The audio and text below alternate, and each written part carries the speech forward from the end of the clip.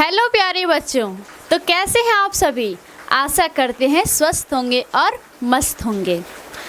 आज की इस वीडियो में हम सूरदास जी के पद को, संपूर्ण पद को व्याख्या के साथ समझाएंगे। ये जो सूरदास जी का पद है, ये पद वो क्लास 10th के लिए है।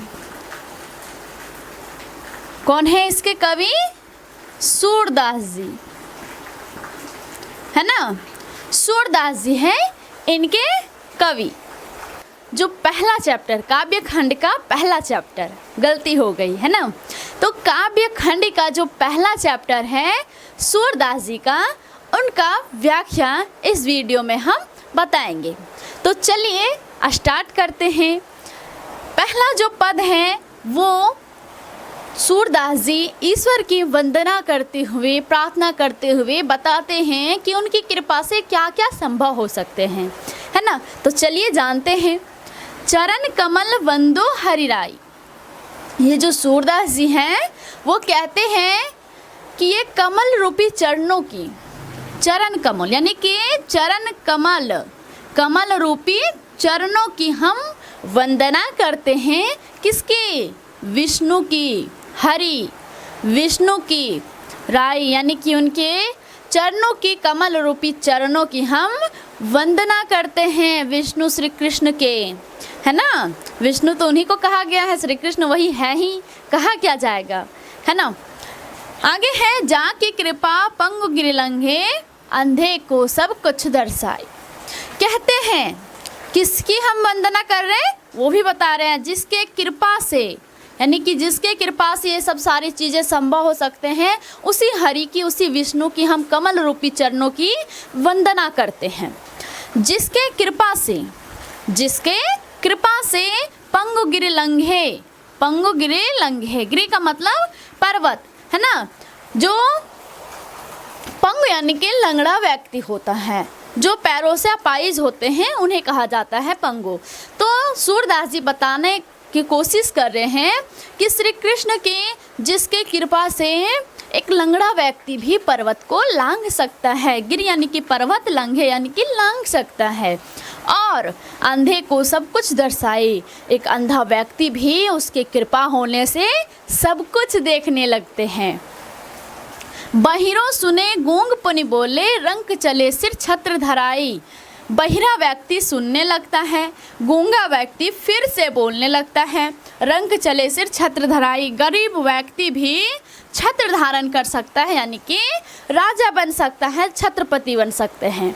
ठीक है। सूरदास स्वामी करुणामय बार बार वंदो तिहि पाए। कहते हैं सूरदास जी ऐसे करुणामय स्वामी की, ऐसे करुणामय स्वामी की हम बार बार वंदना करते हैं, है ना।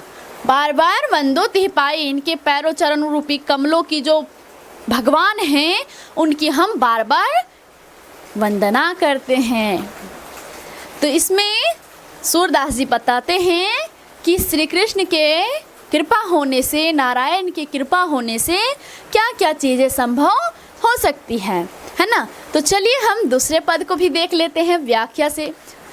बात आती है लिखने की, है ना। दिक्कत हो रही होगी तो कोई बात नहीं, एक बार और दोबारा वीडियो को देखिए और कोशिश कीजिए खुद से लिखने की। अगर खुद से अभी से प्रैक्टिस किए रहेंगे तो एग्ज़ाम में आपको दिक्कत नहीं होंगे। बस ऐसे लिखना है।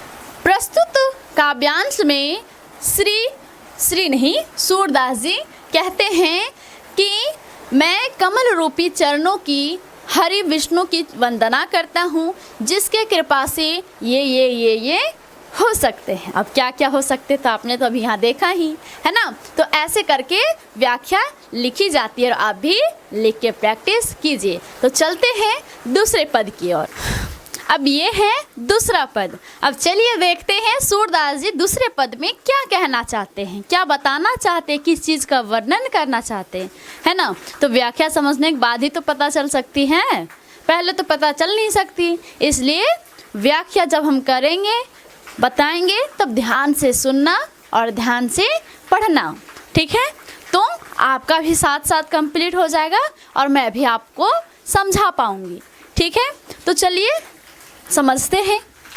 अभिगत गति कछु कहत नावे, ज्यों गूंगे मीठे फल को रस अंतर्गत ही भावे। यानी कि सूरदास जी बताना चाहते हैं कि ये अभिगत गति, अभिगत का जो गति है, अब ये अभिगत का मतलब क्या होता है?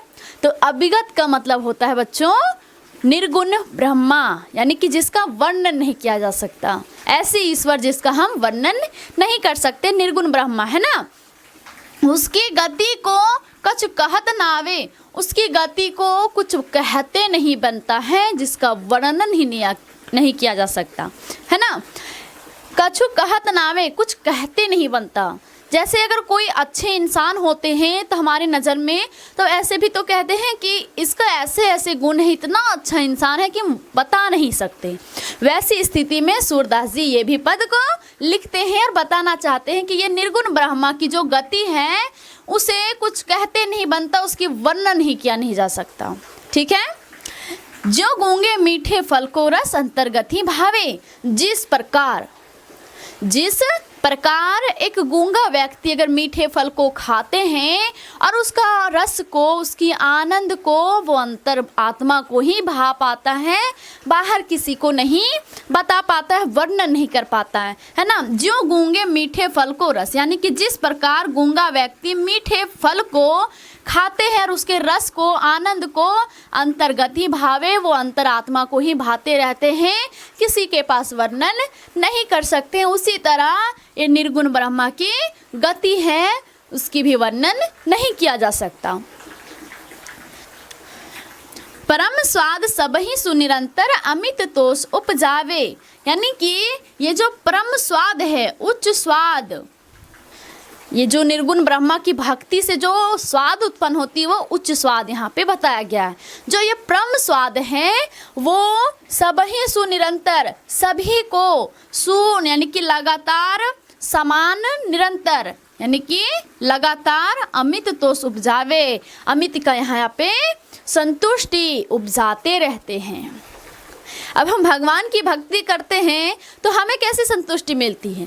जैसे कि अगर मैंने कुछ भगवान से मांगा, ईश्वर से कुछ प्रार्थना किए, जैसे कि आप लोग ले लीजिए विद्यार्थियों के लिए एग्ज़ाम में पास कर देना है, ईश्वर है, भगवान है, श्री कृष्ण हमें एग्ज़ाम में पास कर देना, फर्स्ट कर देना, इतना मेहनत आप भी कर देना, है ना। हम अपनी मेहनत को उसके ऊपर थोप देते हैं। अगर ऐसी हालात में अगर हम किसी भी तरह से पास हो जाते हैं, फर्स्ट हो जाते हैं, तो हमारी जो अंदर की संतुष्टि होती है वो मिल जाती है कि मैंने भगवान से प्रार्थना की, ईश्वर से मैंने कुछ मांगा और उसने मुझे दे दिया। जबकि मेहनत हम खुद करते हैं, चाहे चोरी चकारी करके ही लिखे, वो भी तो मेहनत ही हुआ, लेकिन हम भगवान को थोप देते हैं कि उसने जो किया उससे मुझे संतुष्टि मिली, यानी कि जो मैंने भगवान से मांगा वो पूरा हो गया। वही कहते हैं ईश्वर की जो स्वाद है, भक्ति का स्वाद, वो सभी को लगातार संतुष्टि उपजाते रहते हैं, सबके हृदय में लगातार संतुष्टि देते रहते हैं। मन बानी को अगम अगोचर, सूरदास जी कहते हैं जिसे मन से, बानी से और जिसे देखा नहीं जा सकता। अगम का मतलब जो अगम्य हो, यानी कि जिसे देखा ना जा सकता है ना।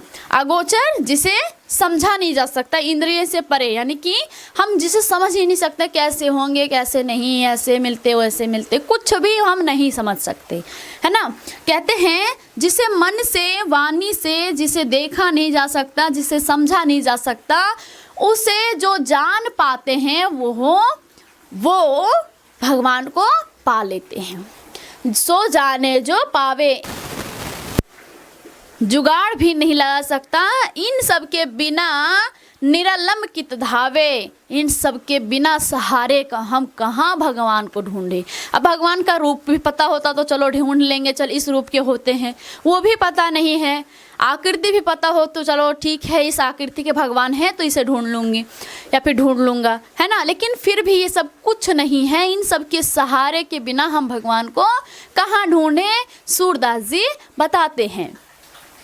सब विधि अगम विचारहि ताते सूर सगुन पद गावे, सूरदास जी कहते हैं ये सब विधि को विचारने के बाद भी मैं, सूरदास जी कहते हैं सूरदास जी तो मैंने खुद से कहा, लेकिन कहते हैं सभी विधि को विचारने के बाद, जानने के बाद, समझाने के बाद भी सूरदास जी खुद के बारे में कहते हैं सूरदास जी सगुन पद गावे, यानी कि इसके सारे पद को सच्चे मन से, सच्चे भाव से गाते हैं। सब कुछ जानते हैं कि ईश्वर का कोई रूप नहीं है, कोई कहीं ढूंढा नहीं जा सकता, जिसे समझा भी नहीं जा सकता। सब कुछ जानते हुए भी सूरदास जी उनके पद को गाते हैं, है ना। तो चलते हैं तीसरे पद की ओर। उससे पहले एक बात बता देते हैं कि अगर आपको कहीं भी कंफ्यूजन हो तो आप बिना डरे, बिना सोचे कमेंट ज़रूर करें, ताकि आपकी समस्या का हल हम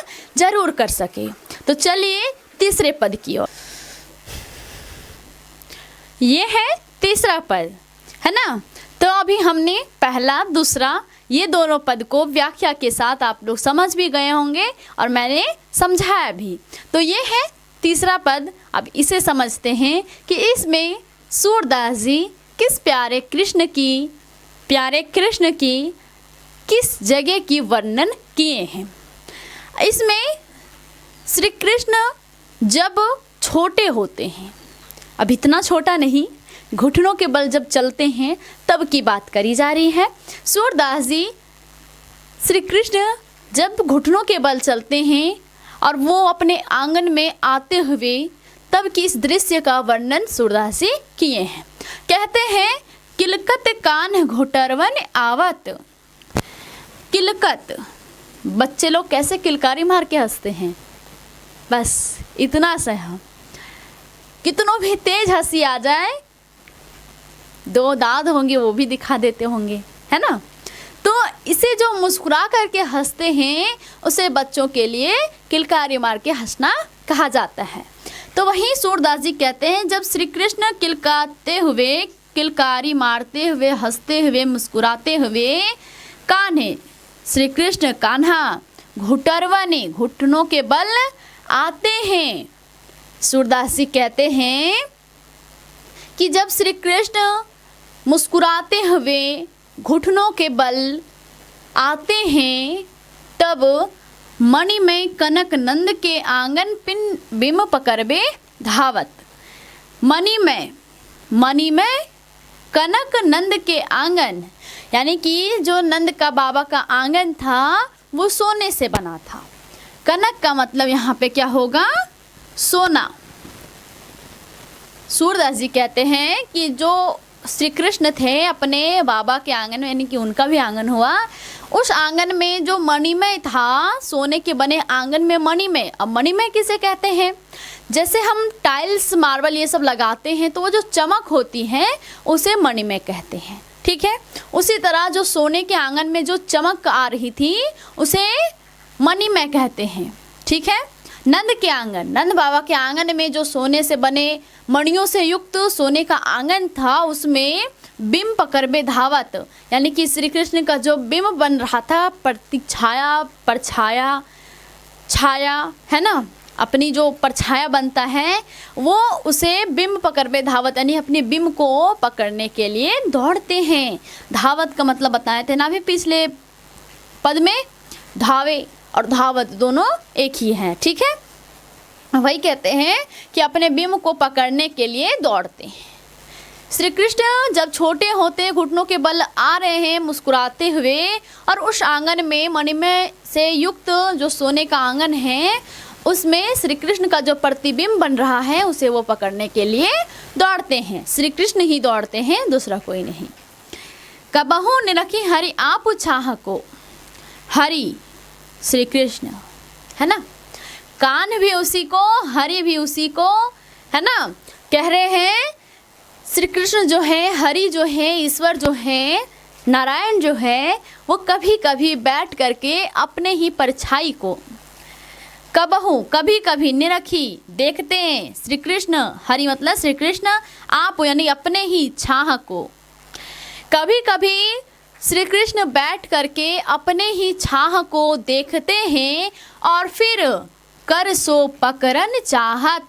कर का मतलब होता है हाथ, और हाथों से फिर पकड़न चाहत और फिर पकड़ना चाहते हैं।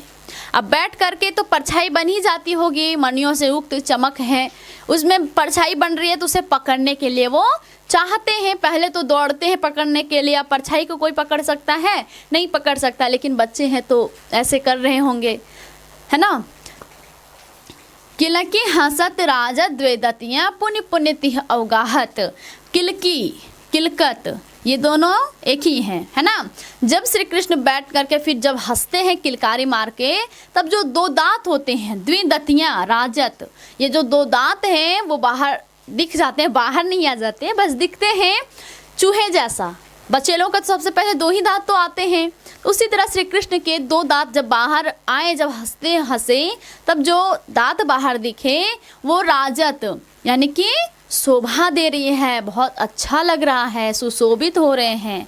कौन? श्री कृष्ण। जब वो हंसते हैं तब उनकी जो दांत होती है दोनों, वो बाहर जब दिखते हैं तब बहुत ही सुशोभित होते हैं, वो बहुत ही अच्छे लगते हैं। पुनि पुनिति अवगाहत, और फिर बार बार वो क्या करते हैं, उन्हीं को पकड़ने के लिए चाहते हैं, दौड़ते हैं। उसी परछाई कनक भूमि पर करपग छाया, यह उपमा एक राजती। कहते हैं कनक भूमि यानी कि सोने की जो भूमि है, आंगन है, उस पे करपग, कर यानी कि हाथ, पग यानी कि पैर, छाया, उस भूमि पे अपने पैरों और हाथों की जो छाया बन रही है, यह उपमा एक राजती। और ये दृश्य, राजती मतलब बताए ना, राजत राजती बहुत ही सुशोभित हो रहे हैं, यानी कि उसकी जो छाया बन रही है हाथ और पैर की, वो उपमा यानी कि वो दृश्य बहुत ही सुशोभित हो रहे हैं। सुशोभित वो पहले हो रहे थे जब वो दांत निकाले थे, तब वो सुशोभित हो रहे थे, और जब वो हाथ पैर की जो दौड़ते हैं, चलते हैं, इन सब दृश्य को देख करके सूरदास जी कहते हैं कि यह दृश्य भी बहुत ही सुशोभित हो रहे हैं, अच्छे लग रहे हैं। करी करी प्रतिबद्ध, करी करी हाथों की ऐसे ऐसे चल रहे होंगे, ऐसे ऐसे, है ना। तो हाथों की प्रतिपद, प्रतिपद यानी कि हर पद की, हर हाथ की, हर पैर की, प्रतिमन यानी कि उस मणि युग में जो प्रतिबिंब बन रही है, वसुधा, उस जगह पे वसुधा यानी कि धरती होती है ना। तो वो भूमि पे श्री कृष्ण की जो बार बार हाथों की छाया, पैरों की छाया बन रही है, कमल बैठ की साजती, ऐसा लगता है जैसे कमल की आसन सजाया गया हो, है ना। ऐसा लग रहा है उनकी हाथ पैर की छाया जैसे कमल का आसन सजाया गया हो, बैठने वाला आसन, कमल फूल का आसन, है ना। बाल दशा सुख निरखी जसोदा, इस बाल दशा जो श्री कृष्ण भी कर रहे हैं, हाथ पैर चलाते हैं तो पकड़ने दौड़ते हैं, फिर हंसते हैं, इन सब को देख करके, ये बाल दशा को देख करके, सुख, इन सुख को देख करके, निरखी देख करके, जसोदा मैया पुनि पुनि नंद बुलावती, बार बार वो नंद बाबा को बुलाती है। किसको बुलाती है?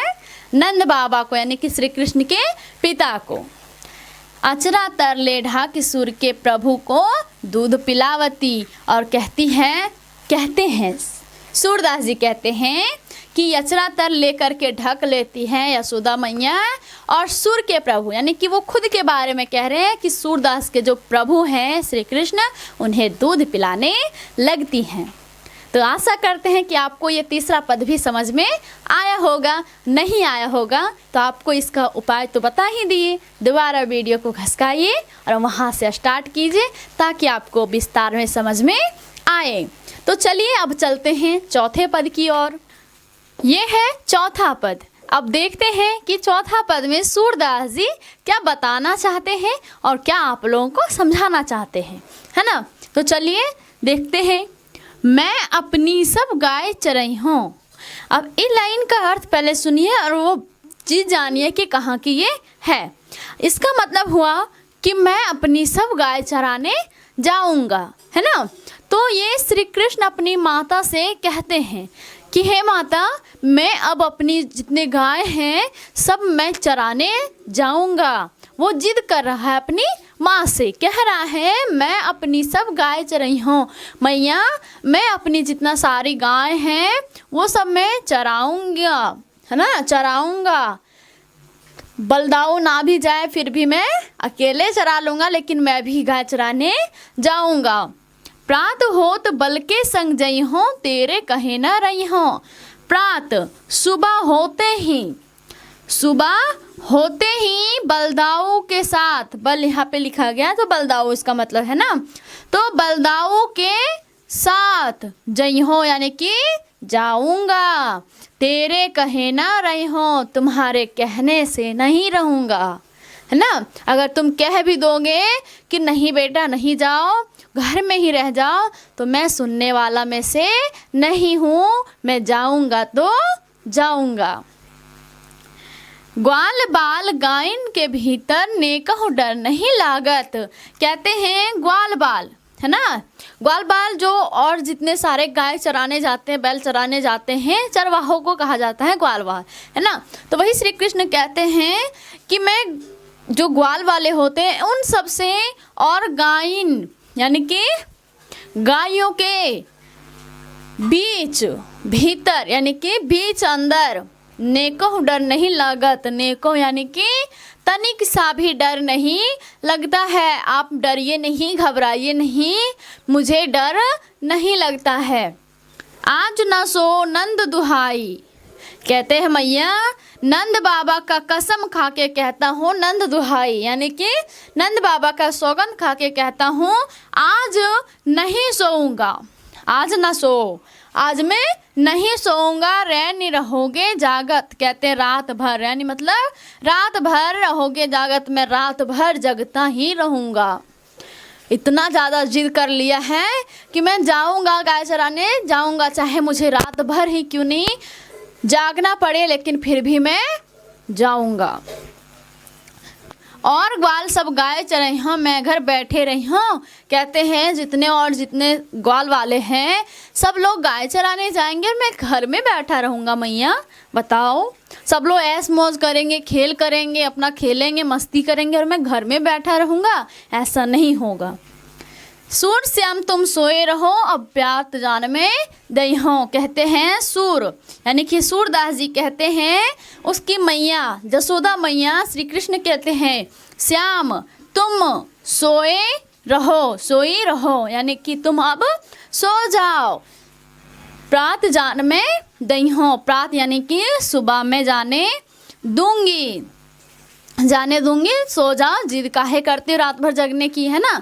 तो इसलिए कहती उसके मैया हार मार करके कि ठीक है बेटा जा, कल सुबह जाने दूंगी, रात भर तू सो जा। इसलिए कहता है कि अगर मैं सो जाऊंगा और नहीं उठ पाऊंगा सुबह तो सब लोग तो चले जाएंगे और फिर मैं नहीं जा पाऊंगा, है ना। तो इसी वजह से, इसी डर के मारे वो कहता है मैं आज रात भर नहीं सोऊंगा, है ना। तो चलिए देखते हैं 5वें पद को, वो भी अभी देख ही लेते हैं। आपको पता ही है कि पूरा चैप्टर जो है वो तो इसी वीडियो में ख़त्म भी हो जाएगी, है ना। अब ये 5वें पद में आइए समझते हैं व्याख्या से कि क्या कहना चाहते हैं सूरदास जी श्री कृष्ण के प्रति, है ना। मैया होना चरई हो गाय, अरे वाह, मैया अब मैं गाय चराने नहीं जाऊंगा, अब मैं गाय चराने नहीं जाऊंगा, नहीं चराऊंगा, है ना। मैया होना चरई हो गाय यानी कि अब मैं गाय नहीं चराऊंगा। अब क्यों नहीं चराऊंगा? अभी तो पिछले पद में आपने भी देखा कि किस तरह से जिद कर रहे हैं, रात भर जगने के लिए तैयार हो गए हैं। अब इसमें क्या हो गई, है ना। तो आइए जानते हैं। सिगरे ग्वाल घिरावत मोसो, मेरे पाए पिराई, ओ हो। कहते हैं मैया ये जो सारे ग्वाल वाले हैं वो मुझी से घिरवाते हैं। कहते हैं कन्हैया मेरा भी गाय लेते आना, मेरा भी लेते आना, है ना। सिगरे यानी कि सारे ग्वाल वाले, अभी बताए ना जो गाय चराने जाते हैं उन सबको कहा जाता है सारे ग्वाल वाले। घिरावत मोसो यानी कि मुझी से घिरवाते हैं। कोई भी कहीं भी चला जाता है, किसी का गाय बैल जो भी होंगे, है ना, तो कहते हैं मेरा भी लेते आना, इधर कर देना, उधर कर देना, ऐसे ही तो घिराया जाता है। तो ऐसे ही श्री कृष्ण को वो लोग कहते हैं और फिर अपनी माँ से कह रहे हैं मेरे पाई पिराई यानी कि मैया सारे लोगों का जो गाय वाय घुमाते मेरा जो पैर है वो पिराने लगा है, दुखने लगा है, दर्द होने लगा है इतने छोटे से बालक थे और इतना सारे लोग अगर थकाएंगे तो उसका पैर तो पिराएगा ही। वैसे ही आकर के कह रहे हैं कि मेरा पैर पिराने लगा है मैया, सारे लोग मुझे से घिरवाते हैं, अब मैं गाय चराने नहीं जाऊंगा। जो न पतियाही पूछ बलदाही अपनी सौह दिवाई। जो न पतियाही, पतियाही का मतलब होता है विश्वास। अगर तुम्हें विश्वास नहीं हो रहा है तो पूछो बलदाऊ से अपनी सौह दिवाई, अपनी सौगंध दे करके, अपनी कसम दे करके, है ना। कहते मैया अगर तुम्हें हमारी बातों पे विश्वास नहीं हो रहा है तो आप बलदाऊ को अपनी कसम दे करके पूछिए। यह सुन माई जसोदा ग्वालिन गारी देत रिसाई। कहते हैं सूरदास जी कि जब जसोदा मैया ये सुनती है कि मेरे पुत्र के साथ ये हुआ, तब वो यह सब सुन करके मैया जसोदा ग्वालिन गारी देत रिसाई, जितने ग्वाल वाले थी, लड़कियां लड़कों सब होते हैं, है ना, उन सबको वो गारी देत रिसाई यानी कि गारी देने लगती है, डांटने लगती है। अभी जो गंदे गालियां चलती वो नहीं, डांटना भी गारी कहा जाता है ना। तो वही कहते हैं गारी देत रिसाई, रिसाई यानी कि गुस्सा होकर के गारी देने लगती है, यानी कि डांटने लगती है। मैं पठौती अपने लड़का को आवे मन बहराई। कहती है कि मैं अपने बेटे को, मैं पठौती भेजती हूँ अपने लड़का यानी कि अपने पुत्र को, आवे मन बहराई, थोड़ा मन बहला करके आए। यानी कि सूरदास जी कहते हैं कि जसोदा मैया वो ग्वालिन से कह रहे हैं कि तुम लोग ऐसा क्यों करते मेरे पुत्र के साथ। मैं तो अपने बेटे को भेजी थी ताकि थोड़ा आए मन बहरा के, है ना, मन बहला करके, थोड़ा अच्छा लगे उन्हें घूम करके। सूर श्याम मेरो अति बालक मारत ताहि रिंगाई। सूरदास जी कहते हैं कि जसोदा मैया कह रहे हैं कि श्याम मेरो, श्याम यानी कि कृष्ण जो है मेरा, वो मेरो अति बालक यानी कि नन्हा सा प्यारा सा नाजुक बालक है। मारत ताहि रिंगाई, रिंगाई यानी कि दौड़ा करके तुम लोग थका करके मारते हो। यानी कि श्री कृष्ण अपने घर आते हैं और अपनी मैया से कहते हैं मैया अब मैं गाय चराने नहीं जाऊंगा। जितने सारे ग्वाल वाले होते हैं वो लोग मुझी से घिरवाते हैं, मुझी को घुमाने बोलते हैं और मेरा थके के मारे मेरा पैर पिराने लगा है, इसलिए मैं अब गाय चराने नहीं जाऊंगा। और यह सब सुन करके माई जसोदा जो होती है, मैया जसोदा, वो गुस्सा हो जाती है और उन सबको डांटने लगती है ना। तो ये 5वें पद में हमने ये चीज़ें देखें। अब चलिए देखते हैं छठे पद में क्या मिलता है। ये है छठा पद, है ना। अब चलिए देखते हैं छठा पद में सूरदास जी क्या बताना चाहते हैं। सखेरे मुरली लीजे चोर। इसका मतलब है कि सखी मुरली को चुरा लिया जाए, है ना। अब इससे पहले कुछ पहले की बात सुनिए, तब थोड़ा पढ़ने में भी अच्छा लगेगा, है ना। श्री कृष्ण जब मुरली बजाते हैं और मुरली से उसे अधिक प्रेम हो जाता है, तब सखियां लोग आपस में जलन के मारे ये सब बातें कहते हैं। अब क्या कहते हैं? सखीरी मुरली लीजे चोर। कहते हैं सखी इस मुरली को चुरा लिया जाए। क्यों चुरा लिया जाए? जिन गोपाल कीन्हे अपने बस। जिस गोपाल को, गोपाल है ना, कृष्ण, गोपाल यानी कि श्री कृष्ण, कीन्हे अपने बस यानी कि उन्हें अपने बस में कर लिए, अपने बस में कर लिए हैं, उस मुरली को चुरा लिया जाए। और प्रीत सबन की तोड़ यानी कि हम सब की जो प्रीत थी, प्रेम, हम सब की जो प्रेम थी, वो सब क्या कर दिए हैं? तोड़ दिए हैं। उस बांसुरी को चुरा लिया जाए, है ना।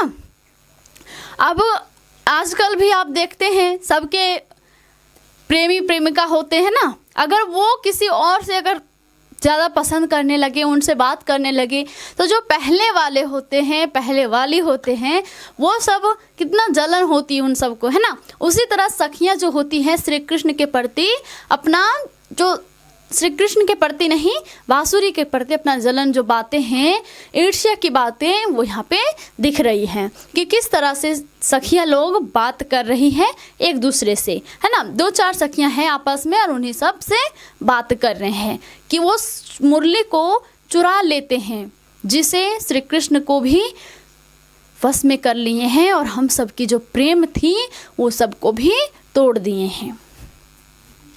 छिन एक घर भीतर, यानी कि एक क्षण के लिए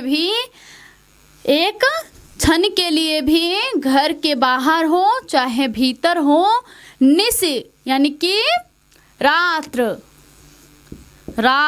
है ना। बासर मतलब दिन, है ना। रात और दिन धरत न कबहू छोर, इन्हें इसे धर करके कभी छोड़ते नहीं, रखते ही नहीं है ना। क्या कहते हैं, छिन एक घर भीतर यानी कि एक क्षण के लिए भी घर के बाहर हो चाहे भीतर हो, चाहे रात हो चाहे दिन हो, कभी छोड़ करके इन्हें रखते ही नहीं है। किन्हें? बांसुरी को। कौन? श्री कृष्ण, है ना। तो ये से करके क्वेश्चन निकालते जाइए, आंसर जानते जाइए ताकि आगे दिक्कत ना हो। कबहू कर कबहू अधर निकट कबहू खोसत जोर। कबहू कर यानी कि हाथ, कबहू अधर यानी कि होठ, कभी कभी हाथों में लिए होते हैं, कभी होठों पे लगाए होते हैं। कटी यानी कि कमर, कभी कभी कमर में खोसे रहते हैं जोर अपने साथ, कभी कभी कमर में खोसे रहते हैं, कभी होठों पे लगाए रहते हैं, कभी हाथों में लिए होते हैं, है ना। तो ऐसे करके बता रहे हैं एक दूसरे से। ना जानो कछ मेल मोहनी राखे अंगंग भोर। कहते हैं सखी पता नहीं ऐसा कौन सा जादू टोना कर दिए हैं ये बांसुरी ने, जो श्री कृष्ण को अंग अंग से वश में कर लिए हैं, अपने बस में किए रहते हैं, है ना। सूरदास प्रभु को मन सजनी बांधो राग की डोर। कहते हैं सूरदास जी कह रहे हैं कि सखियां आपस में बात कर रही हैं और कह रही हैं, हे सखी ये प्रभु को मन रूपी सजनी ने ऐसा बांध लिया है जैसे बांधो राग की डोर, यानी कि प्रेम की धागा में बांध लिए हैं। एक सखी दूसरे सखी से कहते हैं, सखी ये जो श्री कृष्ण के मन रूपी सजनी है वो उसे प्रेम रूपी धागे में बांध लिए हैं। डोर यानी कि धागा, बांधो राग यानी कि प्रेम की डोर में बांध लिए हैं। यानी कि सखियां आपस में बात करी जा रही हैं और कह रही हैं कि हे सखी जब से ये बांसुरी इनके बस में हो गया है तब से ये हम लोगों को भूल ही गए हैं और इसी वजह से ऐसी कड़वी बातें कह रहे हैं एक दूसरे से, है ना। तो चलिए देखते हैं 7वें पद में। अब छठा तो आपको समझ आ ही गया होगा, नहीं आया होगा तो कमेंट बता करें या फिर वीडियो दोबारा देखें शुरू से लेकर के अंत तक। 7वां पद, है ना। अब देखिए 7वां में क्या है। उधो मोहि ब्रज बिसरत नाही। श्री कृष्ण उधो से कहते हैं कि हे उधो मैं ब्रज को नहीं भूल पा रहा हूँ। मैं ब्रज को यानी कि वृंदावन को, वहाँ को बिसरत, ये बिसरता ही नहीं है, भुलाता ही नहीं है, मेरा मन भूल ही नहीं पा रहा। वृंदावन गोकुल वन उपवन सघन कुंज की छाही। वृंदावन की जो गोकुल है, वन है और उपवन है और सघन यानी कि घने घने पेड़ पौधों की जो कुंज छाया है उन सबको मैं नहीं भूल पा रहा हूँ। प्रात समय माता जसुमती और नंद देख सुख पावत। कहते हैं सुबह होते ही समय यानी कि सुबह के समय माता यशोदा को और नंद बाबा को जो सुख मिलता था, देख करके सुख पाता था, उस सुख को नहीं भूल पा रहा हूँ। माखन रोटी दहो सजाओ अति हित साथ खवावत। और बड़े ही प्रेम के साथ माता मुझे दही रोटी साथ खिलाती थी, है ना। गोपी ग्वाल बाल संग खेलत सब दिन हसत सिरात। कहते हैं गोपियों के साथ, ग्वाल वाले के साथ संग साथ खेलत सब दिन हसत सिरात। पूरा दिन मेरा हंसते हंसते बीत जाता था, व्यतीत हो जाता था। सिरात का मतलब होता है व्यतीत होना। सूरदास धनी धनी ब्रजवासी जिनसो हित जदु तात। कहते हैं सूरदास जी वो ब्रजवासी बहुत ही धनी है, जिनसो हित यानी कि हृदय से, मन से, जदुतात यानी कि श्री कृष्ण, जदुतात किसे कहा गया है? श्री कृष्ण को, है ना। श्री कृष्ण जिन्हें अपने हित से, हृदय से, भाव से जिन्हें याद कर रहे हैं ब्रजवासी को, वो बहुत ही धनी हैं। ये बात कौन कह रहे हैं? सूरदास जी, है ना। तो इसमें यही थी कि श्री कृष्ण उद्धव से बताते हैं कि मैं ये चीज़ें नहीं भूल पा रहा, वृंदावन को, अपनी माता पिता को देख करके जो सुख मिलता था, गोपियों के साथ खेलता था, और इन्हीं सब चीज़ों को मैं नहीं भूल पा रहा हूँ। और लास्ट में सूरदास जी कहते हैं वो ब्रजवासी बहुत ही धन्य हैं, जिन्हें स्वयं संसार के ईश्वर उन्हें याद कर रहे हैं, है ना।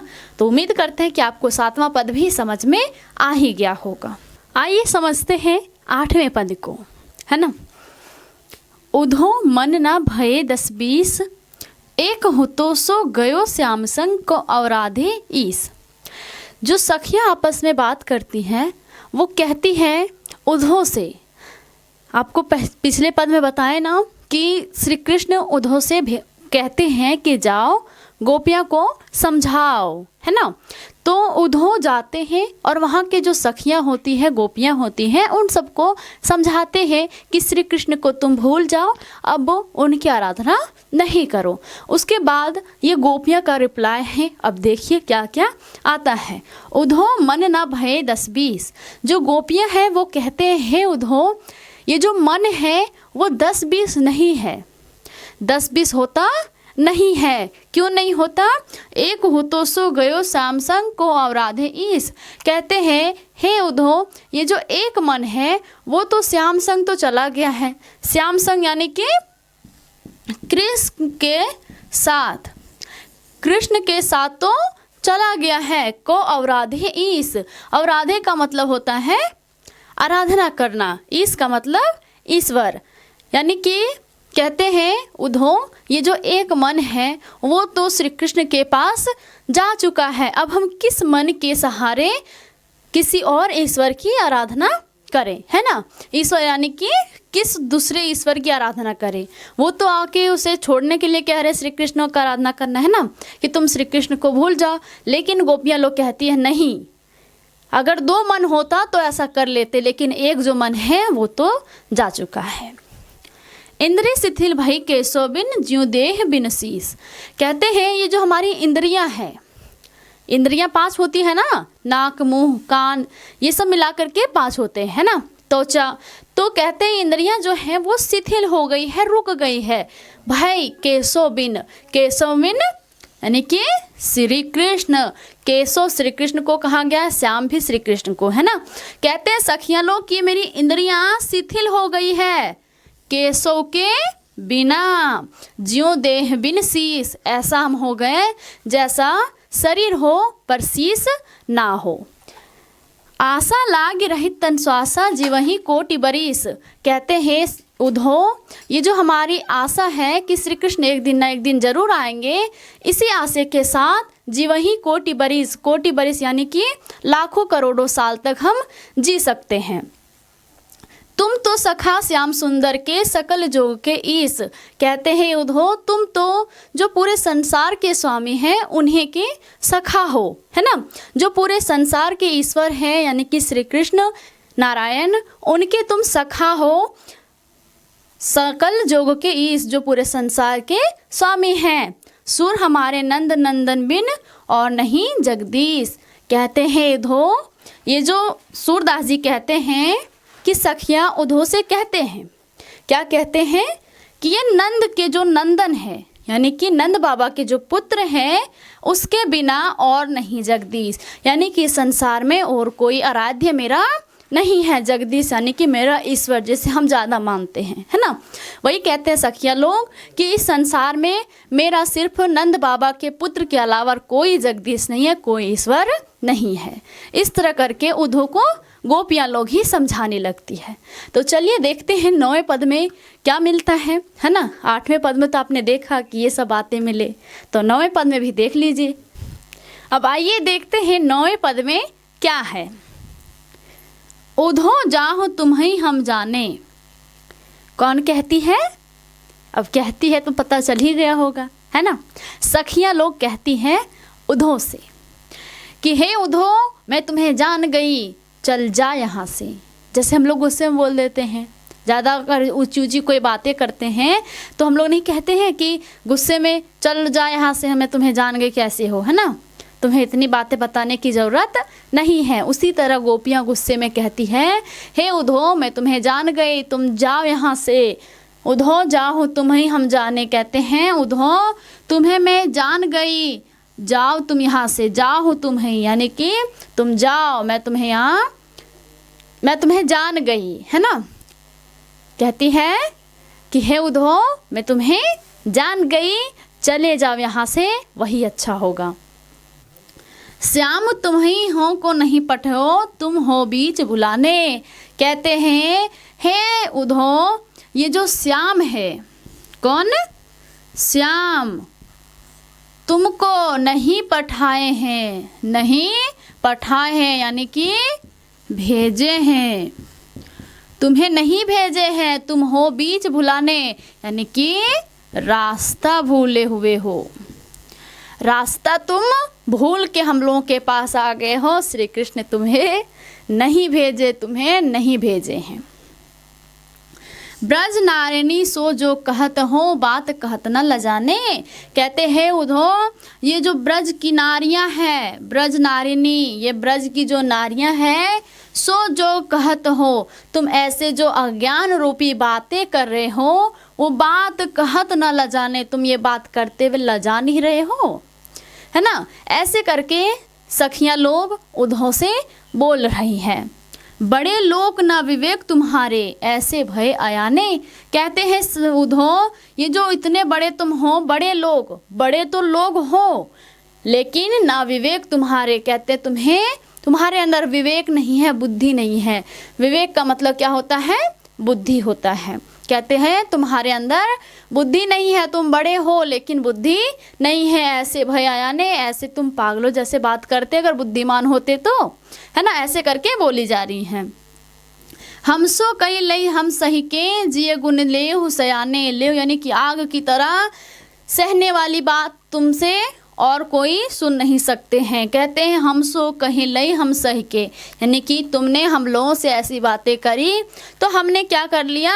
सह लिया चुपचाप। लेकिन अगर तुम ऐसी बातें किसी और नारिनी से करोगे और नारियां से करोगे, ब्रजवासी किसी भी गोपियों के साथ ऐसी बातें तुम कहोगे तो वो सहने वाले में से नहीं है।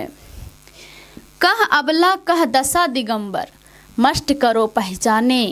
कहते हैं उधो कहाँ हम अबला नारी हैं, भोली भाली नारियां हैं, गोपियां हैं। कह दशा दिगंबर यानी कि कहा तुम्हें नग्न अवस्था वाली बातें कर रहे हो, है ना। तो हम कैसे कर सकते हैं ऐसी चीज़ें? जो दूसरे को ईश्वर मानने कह रहे थे, भगवान की पूजा करने कह रहे थे, श्री कृष्ण को भुलाने कह रहे थे, वो नारियों के लिए नग्न अवस्था वाली बातें हो गई थी, है ना। वही कहते हैं कहाँ हम अबला नारियां हैं और तुम कहाँ एकदम नग्न अवस्था वाली बातें करे जा रहे हो। मष्ट करो पहचाने, तुम अपना बुद्धि से पहचानो कि तुम क्या कर रहे हो और चुप रहो, है ना। चुप हो जाओ, ज़्यादा अब नहीं बोलो। साच कहो तुमको अपनी सौह, बूझती बात निदाने। कहते हैं साच कहो यानी कि सच सच कहो, तुमको अपनी सौ। कहते हैं तुम्हें अपनी ही सौगंध है, तुम सच सच बताओ।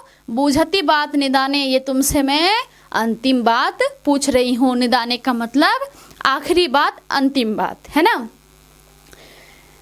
अंतिम बात मैं तुमसे पूछ रही हूँ। सूर श्याम जब तुम ही पठो, तब ने कहो मुस्काने।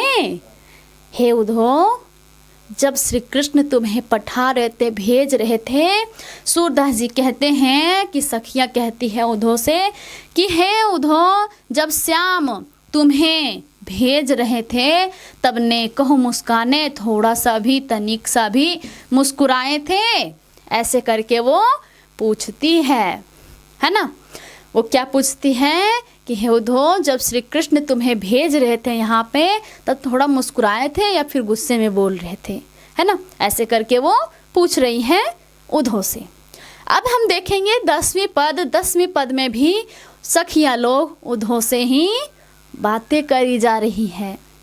अब उसमें क्या है, अब तो देखने के बाद ही पता चलेगा, है ना। व्याख्या समझने के बाद ही पता चलेगी कि कैसी कैसी बातें हो रही हैं सखी और उद्धव के बीच।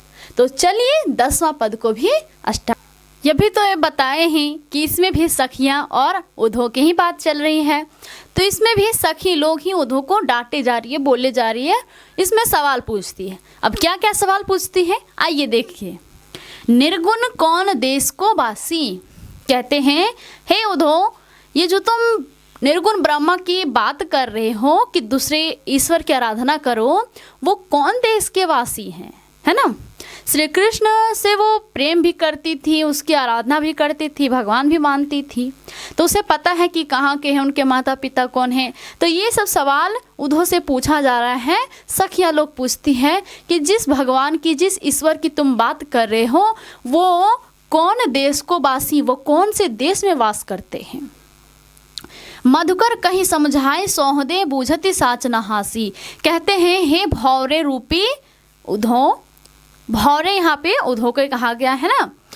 कहीं समझाए सोहदे, तुम समझाओ, अच्छे से समझाओ, तुम्हें तुम्हारी कसम, बूझती साच न हासी, मैं सच में पूछ रही हूँ, कोई हंसी मजाक नहीं कर रही हूँ। साच न हासी यानी कि सच पूछ रही हूँ, बूझती यानी कि बूझना चाहती हूँ, पूछ रही हूँ, ना हासी यानी कि कोई हंसी मजाक नहीं कर रही हूँ।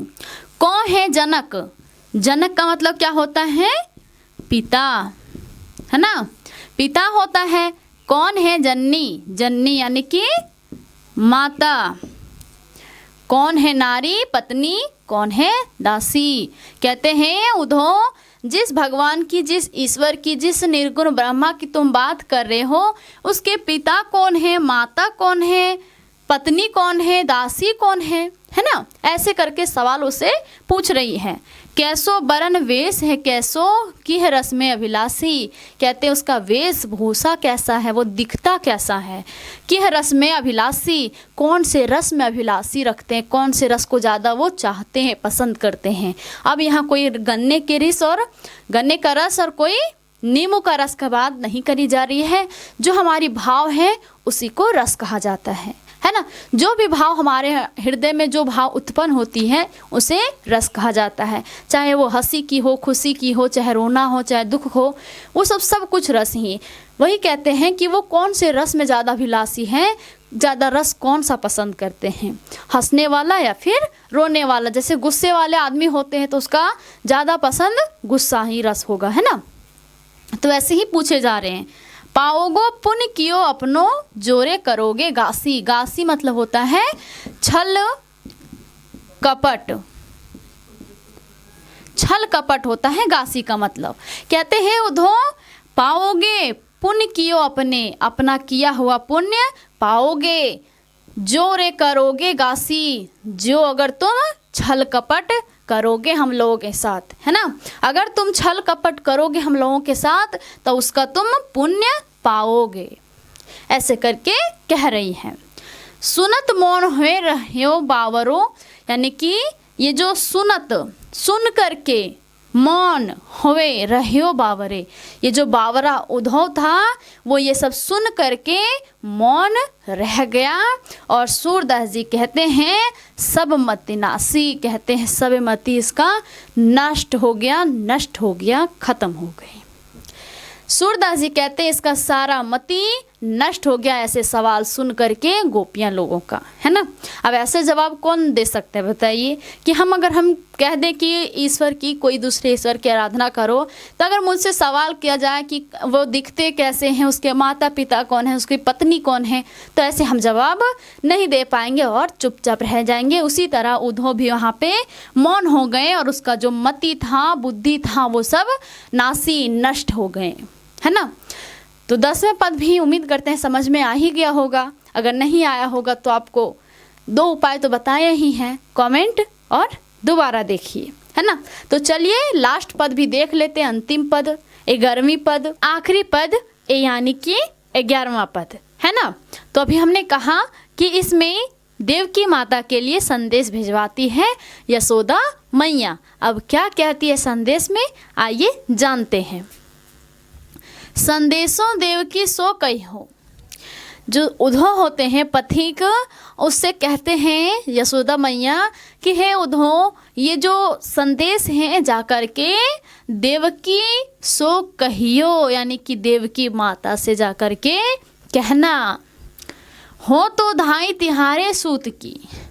कहते हैं धाई मतलब होता है जो पालने पोसने वाली माता होती हैं, उसे धाई माता कहते हैं।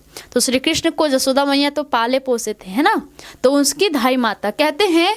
हो तो धाई तिहारे सूत की, सूत यानी कि पुत्र की।